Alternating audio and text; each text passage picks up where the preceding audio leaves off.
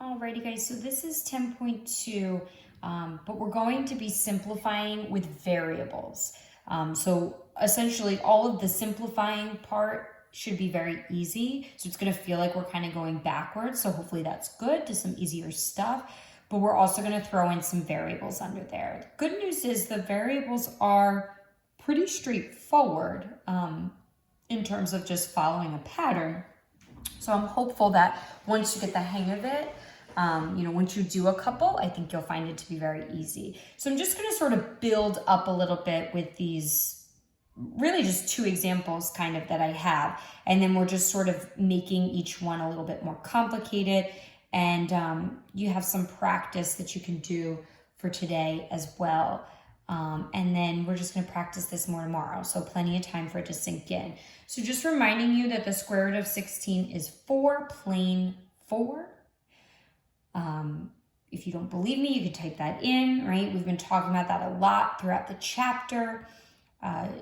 16 is not 4. Root 16 is 4. The only time those radical symbols disappear is when you are taking the square root of a perfect square. So kind of keeping that in mind, because that is sort of the basis for these variables now. So if you take a look, I've amped up my example slightly. The 16 is still under the radical, but now I have a variable a and it's being squared. You have a very basic kind of general rule for your variables. You're gonna, with any variable under the radical, you're gonna cut the exponent in half. So I don't think we've said this, but when you take the square root, it's the same as raising it to the 1/2 power. So when you think about the fact that you're taking a squared and then raising it to the 1/2 power, if you remember from exponent rules, power to a power, you multiply the exponents, and 2 times 1/2 just leaves me with a to the first. So in taking out that term, in pulling it out of the variable, as you pull the variable out from underneath the radical, just cut your exponent in half. So you could kind of split this up, and that's definitely how I would suggest thinking about these problems, is breaking it down into the numbers and the variables for sure. Root 16 we just did is 4. And when you take the square root of a variable with an exponent, just cut the exponent in half. Half of 2 is 1. So 4a would be my answer to this. 4a. Square root of 16 is 4, and the square root of a squared is just a, because I'm cutting that exponent of 2 in half. Let's try another one. So again, I'm going to split it up. Root 25, square root of a to the 5th, square root of b to the 4th. Root 25 I can do just fine, right? Root 25 is 5.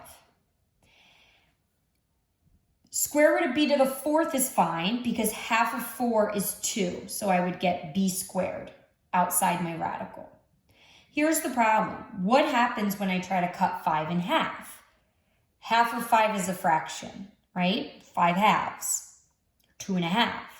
So how am I I'm not gonna write a to the 2.5. That's definitely wrong. So if you have odd exponents, you wanna break down into an even number plus 1. I'll show you what I mean. So I am going to split up a to the 5th. If it's an odd number, you're always going to go to the biggest even number below it, which means the number right before it. So I'm going to split up a to the 5th into a to the 4th and a to the 1st.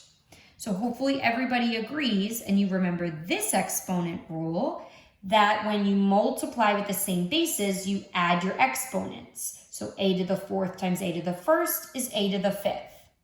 So I'm going just in the reverse. I'm splitting up 5 into 4 and 1. So that's what I'm saying here. Anytime you have an odd exponent, split it up into even and 1. because now I can do the square root of a to the 4th. I can cut 4 in half, and I get what? A squared. That a to the 1st underneath the radical cannot come out. You have to have at least a 2 to come out because you need to be able to take half of it, and I can't take half of 1. And I can't split up 1 into something smaller that's even. Let's try that again. This one is only a little tougher because it has a 50 underneath, which isn't a perfect square. So go back again. First thing I want to do is just split everything up. So I have my number, my A, my B. Split it up into 3 different radicals. Now, how do I split up root 50? This is all the way back day 1, right? So root 50, I split up perfect square of 25 and 2. So root 50 splits up into 25 and 2. Now, a to the 10th. Is 10 an even number? Yes. Fabulous. I can leave it just like that. Square root of b to the 9th. Is 9 an even number? No. So I'm going to split it up into b to the 8th, the number just below it, which is even, and b to the 1st. 8 plus 1 is 9, so that is equivalent. It's very much like what we did with the numbers. So b to the 8th is a perfect square because it has an even exponent. B is not. So you split it up into the biggest perfect square that goes into it, and what's left over? It's exactly what we did with b to the 9th. We split it up into the largest perfect square that goes into it, b to the 8th, and what's left over. So now I'm going to pull apart all of the ones that simplify, that should come out of the radical. And you'll see that I do this a lot with the underline, and I highly suggest that you start to do that same process. It really helps me because everything that simplifies and comes out of the radical should be in the front. It's not going to be in the order that I've written it in. I'm not going to have a root 2 and then a root b over here somewhere else. They're going to need to be together. So I want everything that simplifies together and everything that doesn't still under the radical. So I underline every piece that's going to simplify and come out of the radical. What is the square root of 25? It's 5.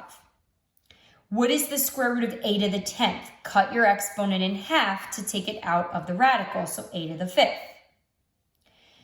What is the square root of b to the 8th? Cut your exponent in half to take it out of the radical, b to the 4th. What is left under the radical? The 2, I didn't underline the root 2, and the b to the 1st, I didn't underline the b, the root b. That is my final answer. You're also going to find these are going to be very challenging because you can't really check these answers because of the variables. So just something to think about. Let's try another set of examples for you. Same idea here where we sort of amp it up each time. So 4 problems for us to try. Root 81 is just plain 9, not root 9, plain 9. You'll notice I have a variable now. So again, split it up. Root 121 and the square root of a to the 6th. What is the square root of 121? 121 is a perfect square. So the square root of 121 is 11, plain 11, no radical. How do I take the square root of a variable? Take the exponent and cut it in half. So my answer here would be 11a to the 3rd.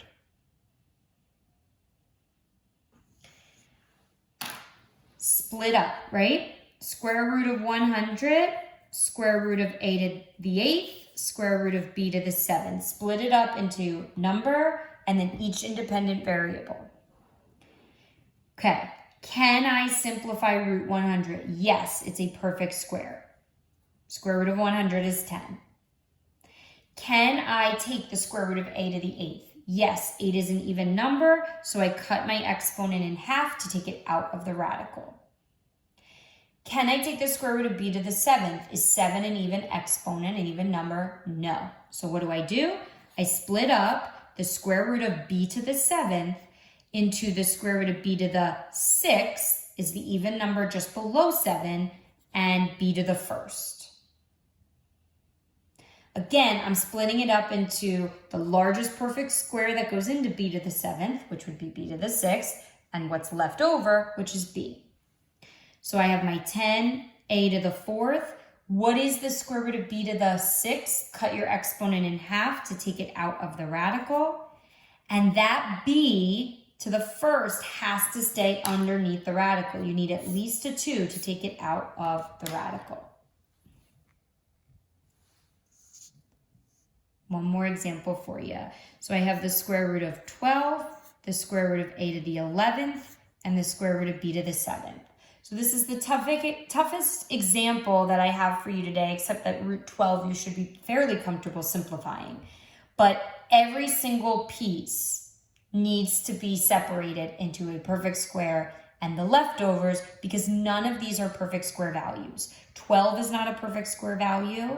A to the 11th is not a perfect square value. B to the 7th is not a perfect square value. Why is A to the 11th and B to the 7th not a perfect square value? Think about that for a second. Why are these not perfect squares underneath radicals? What does a variable need to have to be a perfect square value? It needs to have an even exponent. They do not have even exponents. They are not perfect squares. So what am I going to split up root 12 into? What is the largest perfect square that goes into root 12? What is the largest perfect square that goes into 12? 4, right? So 4 and 3. So root 4 and root 3. How am I going to split up a to the 11th? What is the even number just below 11? 10. And I'm left over with 1. How am I going to split up b to the 7th? What is the even number just below 7? 6. And what's left over to the 1st?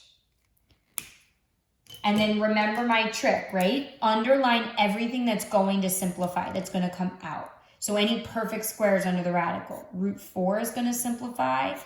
The square root of a to the 10th is going to simplify because 10 is an even exponent. And the square root of b to the 6th is going to simplify because 6 is an even exponent. Root 4 is 2. The square root of a to the 10th, cut your exponent in half, is a to the 5th. The square root of b to the 6th, cut your exponent in half, is b to the 3rd. What are all the things left over that I didn't underline that can't come out? A 3, an a, and a b.